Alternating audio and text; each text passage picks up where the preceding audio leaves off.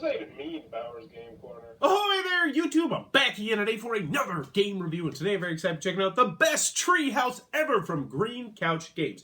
This is for 2 to 4 players, ages 8+. It'll take you about 30 minutes to play, and in this game, you are going to be building the best treehouse ever, full of coffee bars and robotics labs and trampolines and jungle gyms and all sorts of crazy stuff in this very light drafting game. It's light, it's got cute artwork, but is it good? Let's open it up and I'll tell you.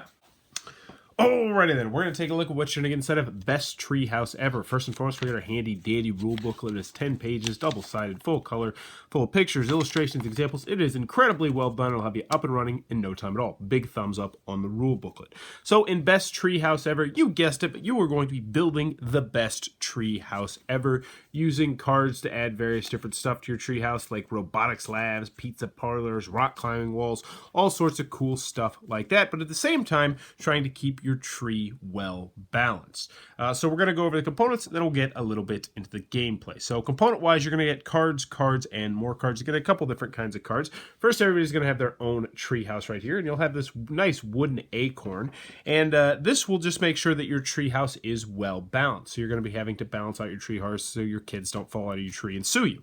Next, you're going to have scoring cards up here. Honestly, they're kind of unnecessary, but it's a nice added touch that they're there. They're going to show you how much you're going to score at the end of every round, and also how much you'll get during the final end game scoring. Next, you're going to have the bonus modifiers that you'll be putting on at the end of each round. Some of them will say this color is not going to score you any points at all. So, for instance, it's on brown cards will not get you any points at all. And some will say these are worth 2. So you put it right here. Now, instead of being worth 1 point, greens are worth 2 points. They're actually pretty simple. We'll talk a little bit about those later. Next, you're going to have your score tracker card up here, which is just 3 cards put together. And you'll also have a little octagon, hexagon, one of those things, to keep track of your score that will correlate to the color of your acorn and your tree. I'm not going to go too much into these, but these are bonus cards if you're more experienced. They are a lot of fun to play. They will add secret ways you can get more points at the end of the game. I personally really do recommend them. I think once you know what you're doing, I would recommend playing with those cards. So, last but not least, you're going to get the star of the show, which is just these cards with absolutely beautiful artwork of kids having awesome things inside their treehouse, like hot tubs, communication towers, sleepover rooms, sandboxes, etc., etc. And you'll notice they're different colors. So you get blue, red, purple, yellow, brown. Those colors will matter because you're only allowed to place a card if it's touching another card of the same color. So I'll show you how this works, and I'll show you how the gameplay works. So at the beginning of the game, everybody's going to get 6 cards, and this is a drafting game. So you're going to pick one of the cards you like. We'll say, oh, well, we know a brown's probably going to get around to us. So we play down this card, and then we pass this over here. Likewise, our opponent would do the same thing. They would pick out a card, and they would pass this right here. We're going to reveal at the same time, and then we're going to put our card onto our tree to start creating the best tree house ever. So we, in this particular instance, we can either put it right here on the left side or right here on the right side. So we'll put it on the right side right now, which means we're going to have to move our acorn over to the right. So next time we are going to have to move it over to the left. Now, how does placing cards work? Well, you always have to place it on top of 2 cards unless you're putting it on the edge. And then it just kind of works out. Like this one is only on top of 1 card, and this one's going to be on top of 1 card. But from this point on, every card has to be on top of 2 cards unless it is touching the edge. And they do a very good job explaining that in the rule booklet. So we've picked our card, we've revealed our card. Now we're going to pick up this other hand of cards that used to be our opponent's card, and we're going to draft another one out of here. So this is great. We can get another brown. This is fantastic. Kind of a no-brainer. We just go ahead and put this right here, and we would pass that. Our opponent would take a card, and then we would both reveal at the same time, and bada boom, we'd put it right here, and this would then balance out our tree. We're doing a great start right here. So we have 2 browns right here. They're the obvious choice, but let's get a little bit frisky, and let's just say we want to put this orange. You know what? I got an idea. Let's say we put this orange right there, and then we draft again, and we put this brown right here, which of course means that we would now have to move that over to the left side. Actually, we couldn't do that. Oopsie daisy. We will put this yellow right there. So how does this work? Why couldn't we do that? It's a great question. Well, the rules are when you play a color down, it has to be touching another card of your color or be the first card you've played of that color. So for instance, right now, we could play a lot of cards right here. We could play a purple because we haven't played a purple. Let's just pretend we do that, and that would be perfectly fine because it balances out the tree. But since now the red is all the way at the bottom, we can no longer play any more red cards. So when you play a card down, it has to be touching another color of that, or it has to be the first card of that color that you have laid down. Hopefully that makes sense. So for instance, right here, we could not put another yellow because it wouldn't be touching yellow. We also couldn't put another red because it's not touching red, so it would either have to be purple, brown, or a new color. If we put, say, for a blue there, we could do that. That would be a legal move, but that would be a terrible move because now the rest of the game, the entire game, we can no longer play red and we can no longer play brown. So it's all about trying to get these sets of cards and trying to see what cards are potentially going to get to you. So let's just say this is what we played the first round, and now we are done. So you play until you have only 2 cards left in your hand. You pick one, you put the other one over here, then you play it, and yada, yada, yada. And now we're to the end of the round. So how does the scoring work? Well, we don't score yet. So what's going to happen is people are going to take turns, and they are going to pick which of these cards they want to pick, what they want to play. Now, they don't actually get to play the card they pick. They just pick a card, and they are guaranteed that that card will get played. So generally, what's going to happen is the person who is in the lead goes first, and it's done in a snake style. So let's just say this is a 3-player game.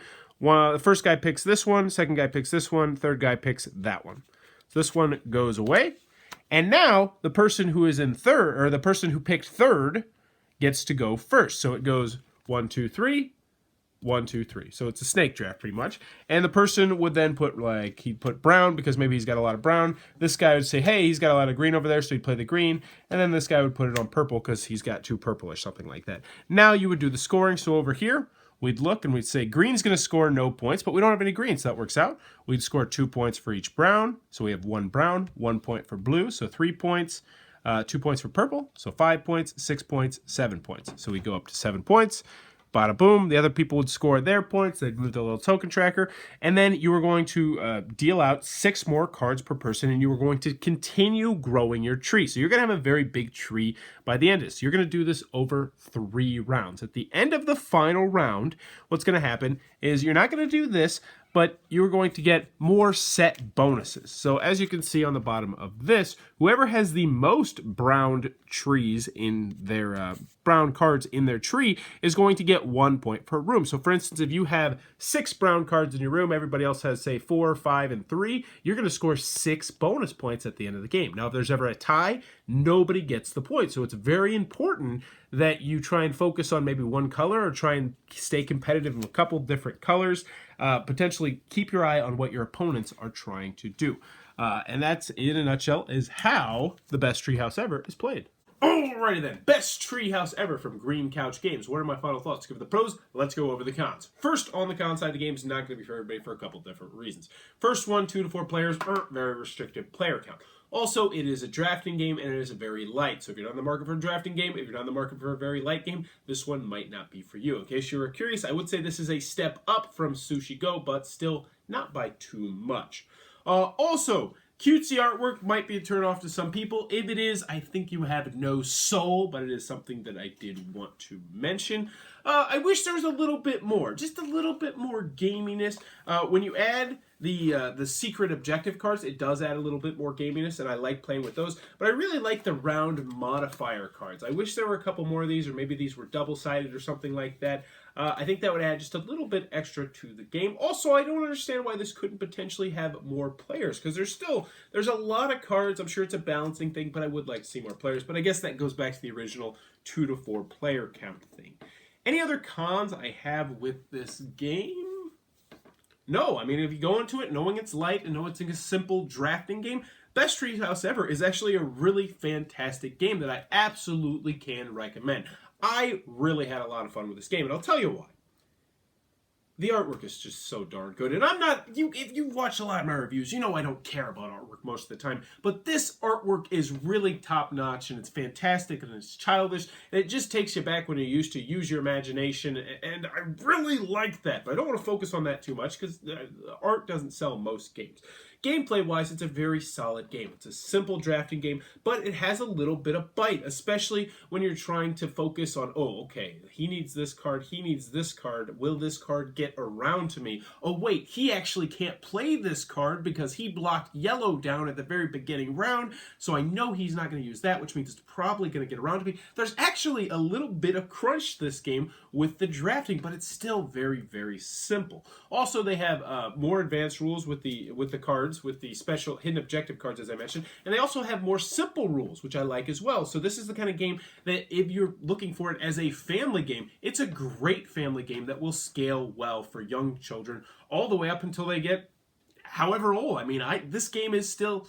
This is a solid game night game as well if you have 2 to 4 players and you're looking for a light filler game. So it scratches both those itches, which is always a good thing. Solid cards, solid components, great artwork, easy to learn, easy to teach, good rule booklet, small compact package, which I like. The fact that this game box is exactly the perfect size. Thank you, Green Couch Games. You seem to know exactly the right size for your box, which a lot of companies do not do. So overall, there is nothing that I can really poke a hole in this game aside from what I mentioned. Very solid game. That is best Treehouse ever in the market. If you're in the market for a 2 to 4 player light game, this is definitely one I recommend checking out. So that is best Treehouse ever from Green Couch Games. If you enjoyed this review, please be sure to click on the subscribe button down below in the comments below. Let me know, did you have a Treehouse growing up? For me personally, I did not, unfortunately, but we did.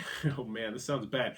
We had this couch that we dragged behind this dumpster, and we used to make it our tree fort, like our fort, and we would like pull up the back lid of the dumpster so when it would rain, we would like be underneath it and we'd sit back there and play Game Boy and eat Cheetos and stuff. That was really cool until eventually the garbage man took away the thing because it was starting to get mold. Ugh, it was really dirty. So then we started hanging out in my buddy's shed, and that quickly went downhill. But anywho, did you have a Treehouse growing up? Let me know in the comments below. And as always, thanks for your time, YouTube.